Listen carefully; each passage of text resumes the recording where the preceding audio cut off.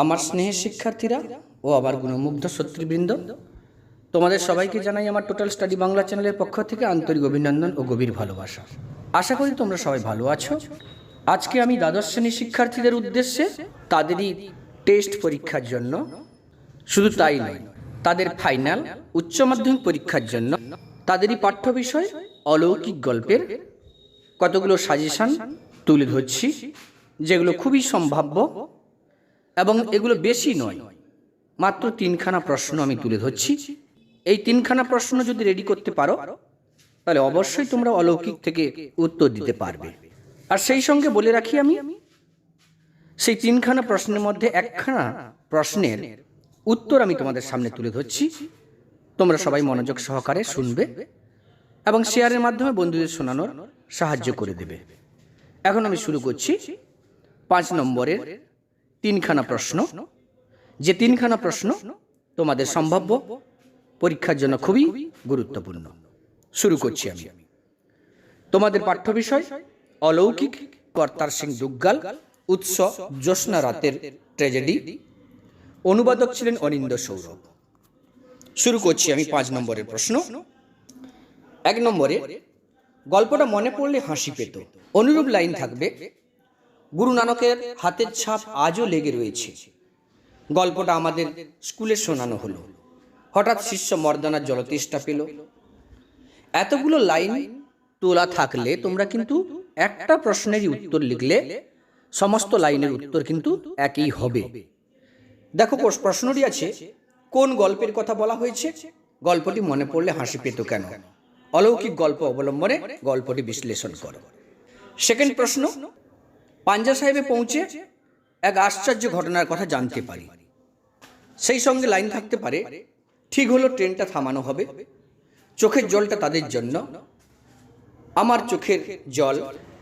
এতগুলো লাইন থেকেই কিন্তু একটা প্রশ্নের উত্তরই হবে। প্রশ্নটি হলো, কেন, কিভাবে ট্রেনটি থামানো হয়েছিল?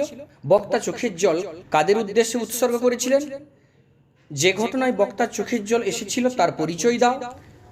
কেন, কিভাবে ট্রেনটি থামানো হয়েছিল? বক্তার চোখের জল কাদের উদ্দেশ্যে উৎসর্গ করেছেন? যে ঘটনায় বক্তার চোখের জল এসেছিল তার পরিচয় দাও।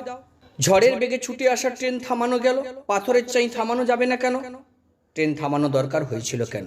3 নম্বর প্রশ্ন, অলৌকিক গল্পে হাত দিয়ে পাথরের চাই থামানোর ঘটনাটি লেখকের প্রথম বিশ্বাসযোগ্য হয়নি কেন? পরে কিভাবে সেই ঘটনা তার কাছে বিশ্বাসযোগ্য হয়ে উঠেছিল? এ প্রসঙ্গে আরো বলে রাখি, এই প্রশ্নের উত্তর কিন্তু নামকরণ থেকে হবে, অর্থাৎ অলৌকিক গল্পের নামকরণের সার্থকতা বিচার করো। এরপরে আমি বলেছিলাম তোমাদের, আমি একটি প্রশ্ন, ওই সাজেশন থেকে একটি প্রশ্নের উত্তর আমি তোমাদের সামনে তুলে ধরবো, যেটা তুলে ধরছি আমি 3 নম্বরের প্রশ্নটা।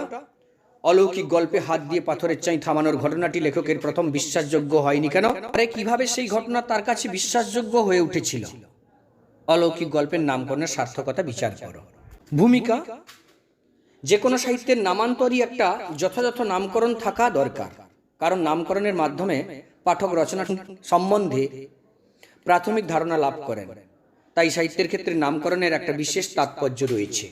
প্রত্যেক সাহিত্যিকের নামকরণের একটি বিশেষ স্টাইল রয়েছে।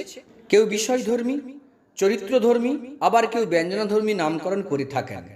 ছোট গল্পকার কর্তার সিং দুগ্গাল রচিত অলৌকিক গল্পটির দিকে তাকালে দেখা যায় এর নামকরণ হয়ে উঠেছে ব্যঞ্জনাধর্মী।